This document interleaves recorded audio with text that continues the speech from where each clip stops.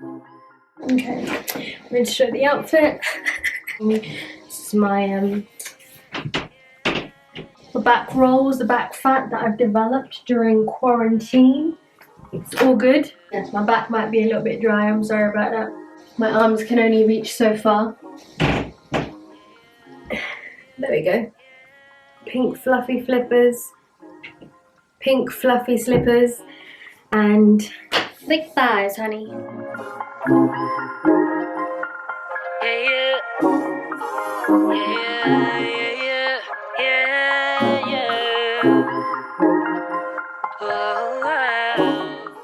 Yes, yes, people. My name is Charity. This is my channel. Welcome to the party. It's about, oh, it's late. It's about 11:30 in the evening. It's a Friday night, guys. I had work in the day, and this is the only time that I can really film. So I'm gonna try and be able to get my point across in this video without going off on a massive tangent because I'm tired and I've got a little bit of a headache.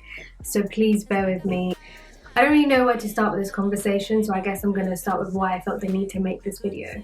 Earlier this week, Chloe Bailey went on live to basically address all the hate, general abuse, opinions that she was getting from simply just being herself. Okay, Chloe is fresh into this adult world. Okay, she's in the early 20s and she's already finding herself and her place as a woman, which is an amazing thing to see, but it's even more incredible because she's a young black woman. For many of us, it took us a long ass time to be in a similar place to where she is, because regardless of what we do, what we say, what we don't do, somebody has to have an opinion on it. Okay, we are constantly policed in this society. And not only does that leave us oppressed, but it also results in us suppressing a lot of ourselves to fit somebody else's expectation of us, which is a very soul-shattering place to be. You know, I've been in that place. And it's not a good place to live because all you're doing is making yourself small, okay? Consistently making yourself small, consistently reducing yourself, consistently not allowing yourself to just be, to just express, to just have fun, to just do you, boo, okay? You don't have that agency, you don't have that freedom. And so that can bring a lot of emotional, mental, physical problems, okay? Because when you don't feel like you're being yourself, when you feel like you can't express yourself, then that's going to manifest itself negatively in many different ways, right? Sexuality is an important part of everyone's identity, in my opinion. I think it's actually necessary in influencing and growing our confidence. I know when I definitely started to embrace my sexuality more, I became more confident as a person, I became more confident as a woman, I became more confident in general, okay? And let me just say this right now, sexuality is not synonymous with sex, okay? Sex, the act of it, is a way to express your sexuality, but your sexuality is personal, okay? It's about you. What do you see when you look in the mirror? Who do you see? How does that person make you feel? Or that person, or that person, or this person, or them? When you're in a space, how does that influence your feelings and your behavior? When you listen to music, what does your body have the urge to do? Like, all of these things are connected and related to your sexuality. I want to share a little bit about my journey, a little bit about how I came to be where I am right now. Like many African kids, I grew up in a very traditional, very religious upbringing, okay? So it meant that everything I did was always questioned, always scrutinized. So why do you have so many bracelets on your hand? What does that mean? No, you can't watch Harry Potter because that's about the devil. You can't do this because this is this. You can't do that because this means that. You just can't do a lot of things, okay? You just have to sit, go to school, do your work, come home, and repeat. Let me tell you why that's a problem. In all of those restrictions and all of those rules, you end up feeling like you can't say or do anything without getting into trouble. And that mindset means that you're constantly living in fear, okay? Fear of how your family might react, fear of how God might see you, you know, fear of all these things. And that's a lot of pressure, one for a child and one for a person to just genuinely carry, especially when you don't understand truly why you believe the things that you do. You've only been told this is right, this is the right way to go about things, this is the only way to go about things, and anything else is wrong, okay? That's one thing. Another thing is that I grew up thinking, believing, quite literally believing that I was the ugly duckling in my family, because everybody in my family is beautiful. So am I know that now, but I didn't used to believe that, and I didn't used to see that. From as early as 5, guys, I remember I would look at myself in the mirror and I'd be like, I'm so ugly. And I wasn't being reinforced as a child. Like, nobody was calling me beautiful when I was a kid, at least nobody that said it enough for me to remember, because I have no memory of anybody ever telling me that I was a beautiful kid. It's a very sad and dangerous thing when you're looking at your reflection and saying negative things to yourself and hearing and seeing those words bounce back to you. I carried this belief into my friendship groups, which means that in every walk of my life, I was seeing myself as the ugly duckling. Another thing, a lot of families have a lot of secrets, so you're told to keep quiet about things, which is understandable. But when a lot of things are happening and you're constantly having to keep quiet about them, you become mute as an individual. You learn to just not say anything. You learn to just accept all the shit. And you have no way of responding to it, because who can you tell? Because you can't tell anybody outside of the problem, and you can't talk to the people in the problem about it. So you just keep it within yourself. You internalize everything that happens to you. And so as a kid, being taught this is the way of life, this is how you should live your life, la la la la, being told, oh, you can't express your feelings, you can't say when something wrong is happening, la la la. All of these restrictions affected how I was able to express myself. And the only way that I actually found ways to express myself, and why I found so much joy in it, was through arts, through drama, through performing, and through The Sims. The Sims is like my life, that's my game. When I retire, that's where I'm gonna go. Right now I can't be involved in it because it's too distracting. But The Sims, being on this game and like living through these characters who got to do whatever I wanted them to do, that was the only way that I could really live. That was the only way that I could really express myself. And that is really sad, okay? When I started to question things, or when I started to feel things about anything, I didn't know how to vocalize it. I didn't know how to vocalize it. When that starts from early, you are already caging yourself in to the type of person that you can become. You're already limiting your potential. There are many moments, like I'm even struggling to really articulate this, because there are so many moments in my life that have prohibited me from being able to express myself, and in turn being able to express and experience my sexuality. And that's why I'm finding it hard to actually like capture it. The way I felt about the way I looked was a huge block in me being able to express or experience my sexuality. For obvious reasons. If you don't like the way that you look, you're not going to want to see yourself in different ways. You're not going to want to explore yourself. You're not going to want to experience yourself. Do you know what I mean? I'm just trying to think of like the real defining moments. So obviously my appearance and what I thought of myself was one thing. Another defining moment was when a friend of mine confronted me about a comment that I made in school. I don't even remember, we must have been in year 8 or year 9 or year 7. And I made a passing comment about a friend of ours who was gay. And she said to me, how do you think this person would feel to hear you say that as their friend? And that was the first time somebody had ever confronted my ignorance. It was the first time somebody had actually said, you made somebody else feel like shit. Do you understand that? Like, why do you have a problem with their sexuality? And I was like, oh, I don't know. I don't have a problem with it. And then I was like, so why did I make that comment? Why did I say that? I didn't mean that. I don't mean that about them. I like this person. That was a really important moment, because it was the first time Actually, it was the first time that I actually ever remember properly apologizing to somebody. I remember going up to them and like saying, I'm really sorry. I didn't know what I was talking about. And that was a real learning moment for me. But also it was the first time that I fully questioned my beliefs and questioned where that comment even came from and what compelled me to say it and share it with people. And that was the first time that I thought, wow, like, I don't want to be this person that makes another person feel bad, because I know what that feels like. Another moment when I was at uni, I remember letting go of a belief that I had had since I was a kid. You know, the idea of waiting until marriage. I just decided, I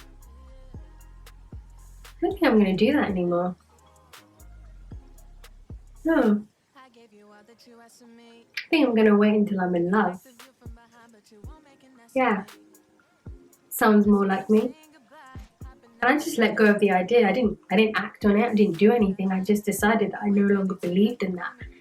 And obviously at the time, I didn't realize how impactful that decision was. In hindsight, that was a major power move for me, because I finally released myself from something that had really, really had its hold on me. Oh my God, guys, my camera died and I don't have another battery, so I had to wait until it was charged, and now it's really late, so bear with me. Next defining moment was my hair. So I went natural literally the year I graduated from uni. And when I say I went natural, I didn't do the big chop because I was already transitioning, so I literally just cut off like all the ends that were straight. So I just cut them off and suddenly completely natural now. The defining moment wasn't in 2014, okay? Because, let me get my phone right now. Let me get you the receipts, guys. 2014 was the first step, and I remember this so vividly. But in 2019, I posted a picture of my afro, and it was at home. It was a picture that I took inside my house. And I said, used to be so obsessed with having long hair. It's why my hairstyles are rarely short. Now I'm just focused on having healthy hair. One day, I'm gonna be brave enough to rock my afro in its full glory, okay? That was my Instagram post. Then 2020 happened, guys. And for the first time in my life, I embraced my natural hair as sexy. You know, I'd never, ever seen my natural hair as sexy. I really liked my natural hair. I loved what I was learning about it. You would never catch me on a night out with my natural hair out. You would never catch me on a date just with my hair out like that. Like, I just, every time I had my natural hair, I thought, yeah, like I feel good, like power to the people, but I did not feel attractive. Black women will understand this, black women who experience like having their natural hair out, having like weaves and wigs and having like braids. There's a certain type of attention that you get with each of those hairstyles. There's a certain type of people that you attract with each of those hairstyles. Those people are not often the same kinds of people, do you know what I mean? And for me, I should have known that I don't want to be with anyone, I don't want to see anyone that doesn't see my natural hair as beautiful, because that, I'm literally shivering, guys, because that hair comes from me. If that's your least favorite hairstyle of mine, then I shouldn't even be associating myself with you, do you know what I mean? And so in 2020, just because, what a year, I started to embrace my hair. Like, I got my headshots done. My headshots are like acting professional headshots. And for a long time I kept thinking, oh my God, I need to have my hair straight. I need to get like a weave, or I need to get like a wig and like have my hair straight. And then I thought, no, I need to have my natural hair. I need to show that this is who I am. I am the talent as I am. I don't need anything else to prove that I'm gonna look good on camera, I'm gonna be able to act well. I don't need any of that. I just didn't care about what anybody else thought about my hair except for me. And that is a very, very big defining moment for me and my own sexuality. I was just like, wow, Like, we are sexy in all forms. We are sexy with straight hair, we're sexy with short hair, we're sexy with long hair, we're sexy with big hair, we're sexy with, like, we're just sexy. Do you know what I mean? Like, I've skipped out so much because honestly, one, I don't have the time, and two, I don't know if I want to share like specific details of my life experiences, because there are a lot, and a lot of it comes from pain, and I don't know if I want to share that yet. But I've skipped a lot. But the next big defining moment for me was when I woke up. I just remember waking up. I always seem to wake up to a new Ariana Grande single. Like, it just seems to be a thing. And Ariana Grande is obviously one of my favorite artists. I've known her since, look at me, I sound like such a fan.